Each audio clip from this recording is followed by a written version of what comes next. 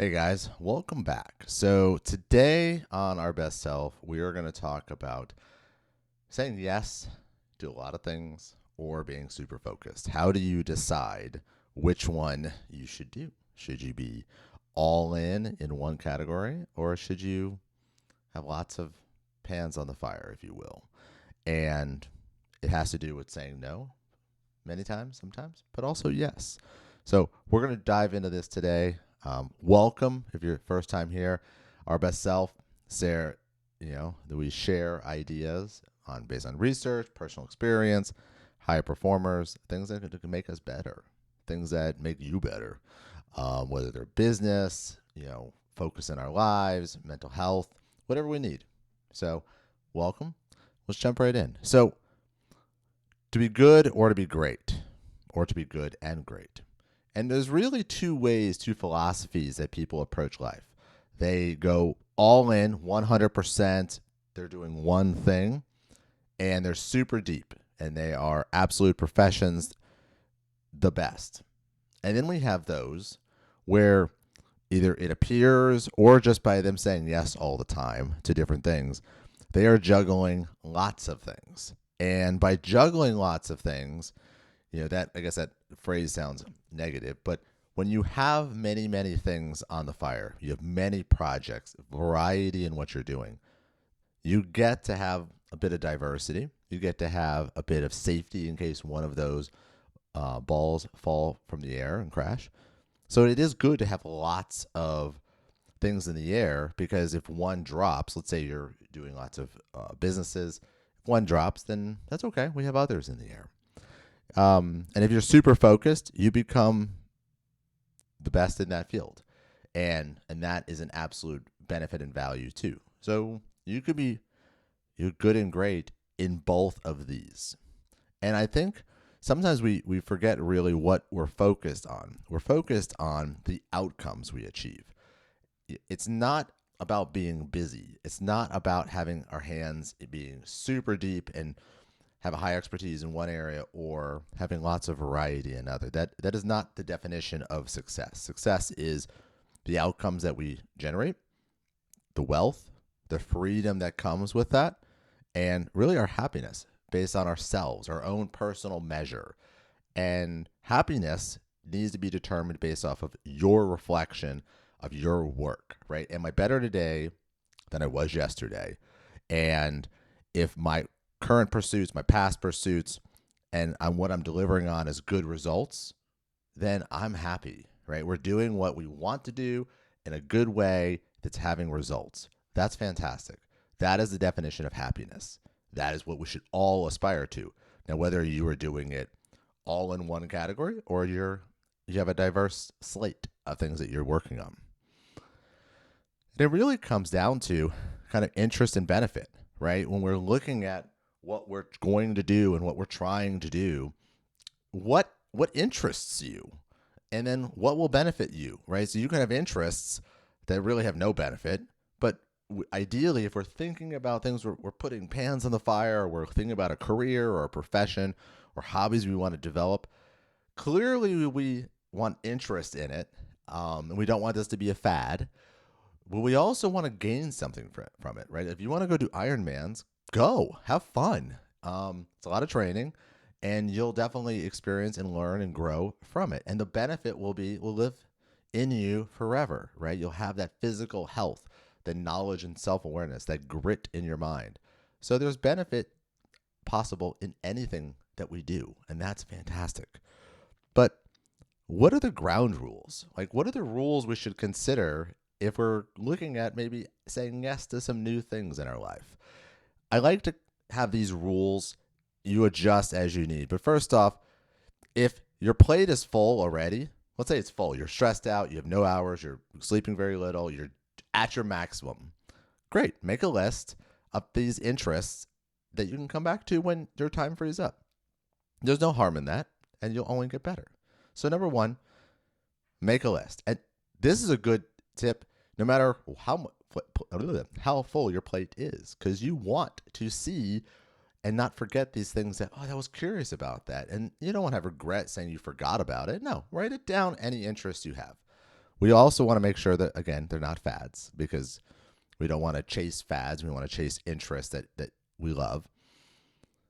Now think about, if we're going all in on something and something else interests you, you have a choice about how much intensity you want to go towards that. My ground rules is, if you're all in, let's say you're doing one thing, you are a teacher, you are doing X, do not go all in the new thing immediately, right? That is, first of all, it's super risky, but you don't even really know if you love it and if you're going to benefit from it, or how long it's going to take you to build the skills up to really enjoy it. So another ground rule is, we don't go all in, ditching what we're already doing for the new, special shiny object. But how do we introduce that new thing is super important and easy. So how you introduce a new project, startup, business, whatever, into your life is you follow this simple rule. Number one, we start off with 2%, and then about 2 to 3 months, we bump it up to 5% of our time and resources, and that includes dollars. Then we go to 10% about 2-3 weeks later, and then we go to 20%. Now, this is like 9 months, a year later, we go to 20%. Now, you can obviously adjust. Maybe it's 1 month, 2 months, 3 months. It doesn't matter. What matters is the time and in dollar investment that you're putting. Put 2% in. See how you like it. Put 5% in. See how you like it. Are you getting better?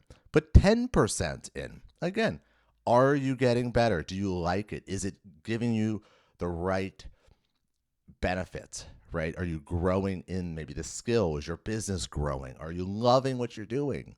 Great. Go to 20%. By following these rules, this incremental increase, it allows you to have other things on your plate. Right? You have 2% in this one shiny object, 2% in this interest, 2% in this hobby, 2% in this startup. You can juggle all of those in the beginning. But when it starts getting in 5 and 10%, you have to pick. And there's nothing wrong with picking. That's what's fun. So find things that interest you. Let's walk them up, and from a resource, time, money point of view, to really see where we're getting the lift and if we're really enjoying it still. How do we grow this, though? How do we go from 0 to 2% and then 2% to 5%? How do we grow and learn new skills and add pans to our fire and become better? Well, we learn by working with people. We learn by doing things, engaging directly with them. I don't want you buying conferences and stuff like that and signing up for all this training and going get a new school degree right away. No. Find the minimum viable version of what you can participate. You want to be a vet? Great. Go volunteer with a veterinarian for free and follow them around a couple hours a week and just assist. Do you love it still? If you do a little bit more. And then you can then start setting up your long-term plan of school, vet school, and all of that has to happen. That's a great plan. But can you imagine not trying it and then spending hundreds of thousands of dollars to go through vet school to realize that you have an aversion to blood, or you don't like anything, or you don't know. You don't know. So find out. Finally, practice your interests. Put in some dollars. Play with it. Following these ground rules is going to help you become more familiar with what you want, and it's practical, because I want you to do what interests you, and I want you to get better. I want you to benefit from your time. Now, this means we have to choose between what we're doing and where we're going. That's okay. You can say yes to things while you're being super focused. And here's the silver lining there. People think, oh, I'm super focused. They can't possibly have more than one thing happening. And that's a bit of naivete, if you will. If you're super deep on something, let's say you are a business operator, you are a salesman, you are excellent at leading people. Well, you can use that skill set across charities, sports teams, other businesses, startups, your clubs that you train at, because it transfers. It's the same skill set, the same interest, leading people, developing people, being that human. And you can do it in other industries, other environments. And that gives you diversity. That gives you more pans on the fire.